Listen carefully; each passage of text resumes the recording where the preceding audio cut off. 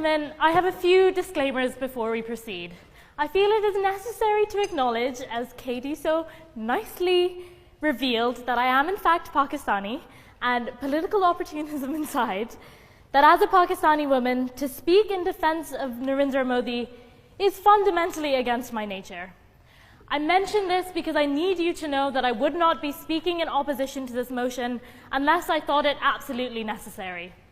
I suspect many of us on this side of the aisle will be taking a limited view on what qualifies as confidence, but I must stress that there is still the essence of confidence nonetheless. I speak because I truly feel that to vote no confidence in Modi's government is to vote no confidence in the voice of South Asia, a concern that unites both India and Pakistan.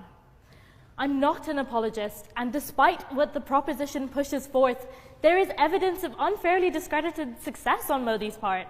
The promise of 10 million jobs that has been widely criticized, as revealed by the BBC, was never actually stated by Modi. Nevertheless, he certainly did promise to create a lot of jobs and was limited in his success.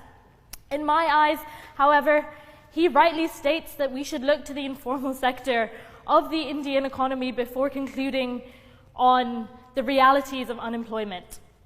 Although he has been criticized for his assertion, I see much truth in the fact that to discount the pakora seller on the side of the road is to discount much of the South Asian economy.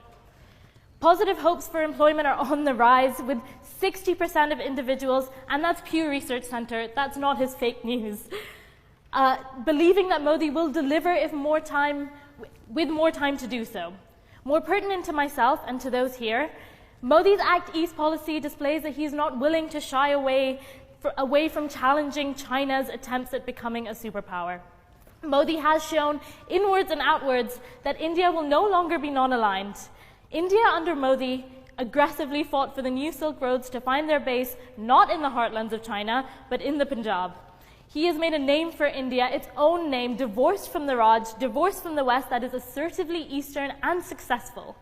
What Modi's government has done cannot simply be measured in facts and figures. His landslide victory in 2014 signaled the dawn of a new age. He is a son of a chaiwala, a tea seller, that has climbed his way to the top of what I must stress again is an unbelievable web of individuals.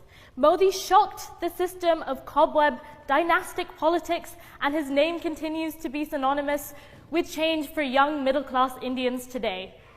Across the border, Pakistanis looked with peering eyes, perhaps not self-reflective enough to acknowledge that tied with cricket and war-fueled rage, our anger at Modi was in part jealousy. A man that spoke for the people, and further, who gave these people a distinctly Indian identity removed from the colonial constructions that shaped the mind of the South Asian elite today. The young middle-class Indian still sees hope in this India, Modi's India, and that is something to be confident in. As Time magazine so pertinently put it, populism comes in two forms.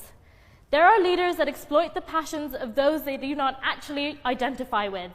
Donald Trump certainly comes to mind. And then there are those who speak truly and speak from experience, those who belong to those that they aim to represent. Narendra Modi is faithfully the latter. Make no mistake, I do not speak in defense of populism. Again, Modi's direction of populist fervor, particularly towards Muslims, has been more than reprehensible. But to vote no confidence would be to ignore the tides of our times.